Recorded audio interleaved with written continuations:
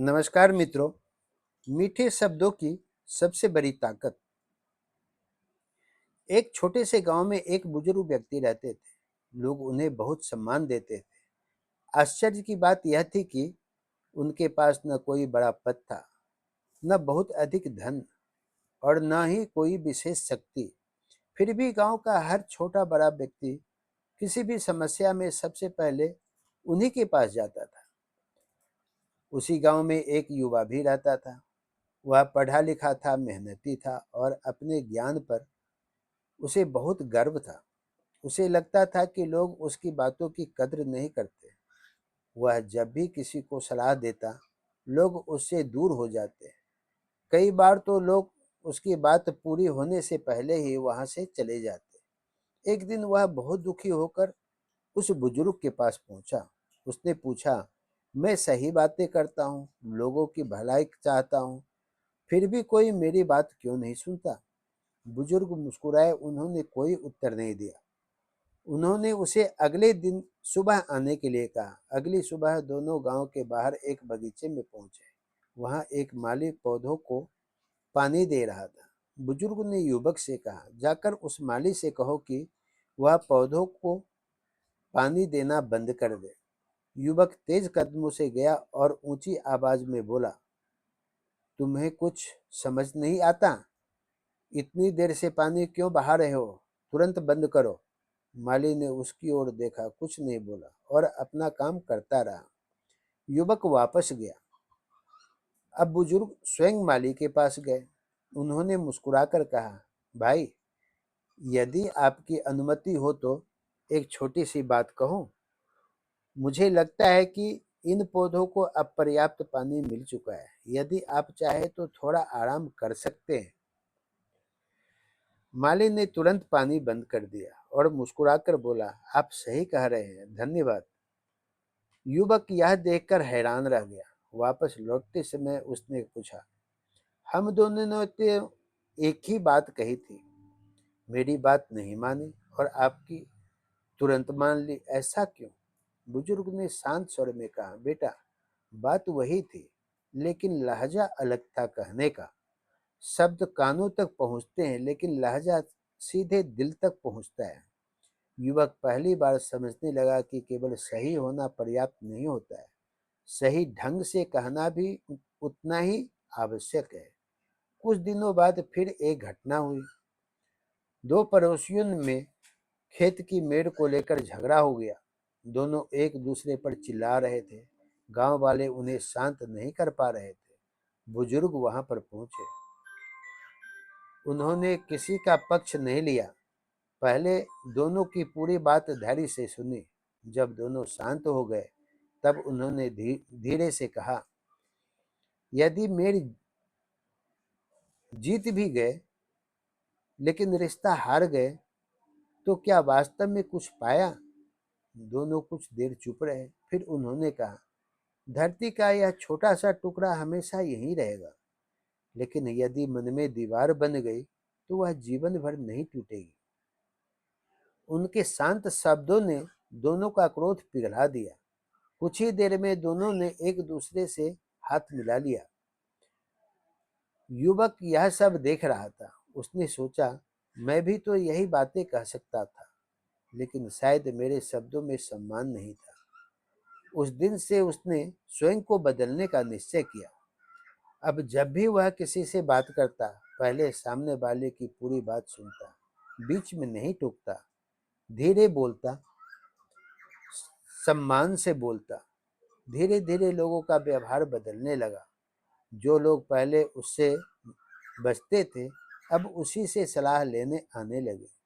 एक दिन उसने बुजुर्ग से पूछा, क्या केवल मीठा बोलने से ही लोग प्रेम से प्रभावित हो जाते हैं? बुजुर्ग मुस्कुराए। उन्होंने कहा, नहीं बेटा, केवल मीठे शब्द पर्याप्त नहीं है। यदि मन में अहंकार हो और मुख पर मिठास हो, तो लोग देर सवेर पहचान जाते हैं। सच्ची मधुरता मन की विनम्रता से आती है। उन्होंने कहा, आगे याद रखो, झूठी प्रशंसा कुछ समय तक चल सकती है, लेकिन सच्चा सम्मान जीवन भर साथ चलता है। युवक ने पूछा, फिर सबसे अच्छा बोलने का तरीका क्या है? बुजुर्ग बोले, बोलने से पहले 3 प्रश्न स्वयं से पूछो। क्या जो मैं बोलने जा रहा हूँ वह सत्य है? क्या वह आवश्यक है? क्या उसे सम्मानपूर्वक कहा जा सकता है? यदि तीनों का उत्तर हाँ हो तभी बोलो। समय बीतता गया। एक दिन गांव में एक व्यापारी आया। उसका स्वभाव बहुत कठोर था। वह अपने कर्मचारियों पर हर समय चिल्लाता रहता था। कुछ ही महीनों में उसके अधिकांश कर्मचारी उसे छोड़कर चले गए। उसी समय गांव के एक साधारण किसान ने कुछ लोगों को साथ लेकर छोटा सा काम शुरू किया। वह हर व्यक्ति से सम्मान से बात करता। यदि कोई गलती करता तो वह सबके सामने अपमान नहीं करता, अकेले में समझाता। यदि कोई अच्छा काम करता तो सबके सामने उसकी प्रशंसा करता। कुछ वर्षों बाद किसान का छोटा सा काम बहुत बड़ा बन गया। व्यापारी का व्यापार लगभग समाप्त हो गया। युवक ने पूछा, दोनों मेहनती थे, फिर अंतर क्यों आया? बुजुर्ग बोले, लोग केवल पैसे के लिए काम नहीं करते, वे सम्मान के लिए भी काम करते हैं। जिस स्थान पर सम्मान मिलता है वहां लोग दिल से जुड़ जाते हैं। कुछ समय बाद युवक स्वयं गांव के बच्चों को शिक्षा देने लगा। लेकिन अब वह केवल पढ़ाई नहीं सिखाता था, वह बच्चों को सुनना भी सिखाता था। वह कहता, सबसे अच्छा वक्ता वही है जो पहले सबसे अच्छा श्रोता बनता है। बच्चे पूछते, क्या गुस्सा कभी नहीं करना चाहिए? वह मुस्कुराकर कहता, गुस्सा आना स्वाभाविक है, लेकिन गुस्से में बोले गए शब्द वापस नहीं आते।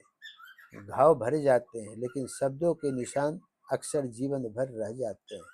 धीरे धीरे पूरा गांव बदलने लगा। घर घर में लोग पहले की अपेक्षा अधिक धैर्य से बात करने लगे। बच्चे अपने माता पिता से सम्मान से बात करते। पति पत्नी एक दूसरे की बात ध्यान से सुनते। बुजुर्गों का आदर बढ़ने लगा। गांव में झगड़े कम हो गए।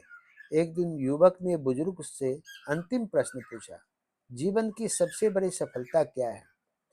बुजुर्ग ने आकाश की ओर देखते हुए कहा, सबसे बड़ी सफलता यह नहीं कि लोग तुम्हारी शक्ति से डरे। सबसे बड़ी सफलता यह है कि लोग तुम्हारे व्यवहार के कारण तुम्हारा सम्मान करें।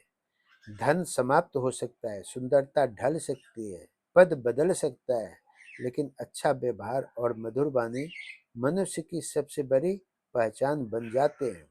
उन्होंने अंत में कहा, याद रखो, मीठे शब्दों का अर्थ चापलूसी नहीं है, विनम्रता का अर्थ कमजोरी नहीं है, धीरे बोलना डर नहीं है, सम्मान देना अपनी इज्जत कम करना नहीं है, बल्कि यही एक सच्चे शिक्षित और संस्कारी व्यक्ति की पहचान है। बोलने से पहले सोचे, क्योंकि शब्द वापस नहीं आते। व्यक्ति की पहचान उसके व्यवहार और लहजे से होती है। सम्मान देने वाला व्यक्ति स्वयं सम्मान पाता है। क्रोध निर्णय को कमजोर करता है और संयम उसे मजबूत बनाता है। पहले सुने, फिर समझे, उसके बाद बोले। सच्ची शिक्षा केवल किताबों से नहीं, बल्कि अच्छे संस्कारों से मिलती है। मधुर वाणी सबसे बड़ा आभूषण है। रिश्ते जीतना बहस जीतने से कहीं अधिक महत्वपूर्ण है। जो व्यक्ति अपने शब्दों पर नियंत्रण रखता है, वह अपने जीवन पर भी नियंत्रण रखना सीख जाता है। मनुष्य की असली पहचान उसके कपड़ों, धन, पद या ज्ञान से नहीं होती। उसकी पहचान इस बात से होती है कि वह दूसरों से कैसा व्यवहार करता है। मधुर वाणी, विनम्र स्वभाव और सम्मानपूर्ण व्यवहार ऐसे धन है जिन्हें जितना बांटा जाए उतना ही बढ़ते हैं। अगर यह कहानी आपको अच्छी लगी हो तो लाइक शेयर सब्सक्राइब अवश्य कीजिएगा और अपने रिश्तेदारों से, अपने सगे संबंधियों से, अपने परिवार को भी बैठाकर जरूर अपने बच्चों को सही ज्ञान, सही राह, सही मार्ग सिखाने का प्रयास कीजिएगा। अगर यह कहानी अच्छी लगी हो तो लाइक शेयर सब्सक्राइब करना ना भूलें। आगे फिर मिलेंगे एक और सुंदर, गहरी और ज्ञान से भरी हुई कहानी के साथ। तब तक के लिए धन्यवाद।